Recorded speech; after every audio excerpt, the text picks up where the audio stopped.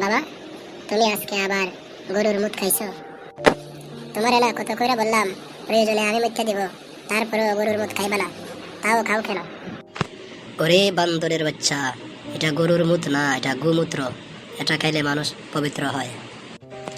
তাছাড়া আমাদের হিন্দু ধর্মে এটা একটা পবিত্র জিনিস, এটা খাইলে কোনো অসুবিধা নাই। খাও, তুমি সারা জীবন গরুর সেনা লেদা খাইয়াই থাকবা। দেখো মুসলমানদের ধর্ম কত সুন্দর, তারা পানি দ্বারা পবিত্র হয়, আর তুমি প্রতিদিন সকালে ওইটা আইসা গরুর সেনা খাওয়া শুরু করো, খাচ্ছর। ওরে না ফরমানের বাচ্চা, তুই সর আমার কাছ থেকে, তোরে যেন আর না দেখি। থাকো তুমি তোমার ধর্ম নিয়ে, সারা জীবন গরুর সেনা আর লেদা খাইতেছো। ভালো কথা কইলে বুঝো না, শুধু মনে করো আমরা তোমার প্রযুক্তি দেই। গরুর সেনা খাওয়া কি ভালো জিনিস? পানি এনে খাইবা, গরুর সেনা খাও।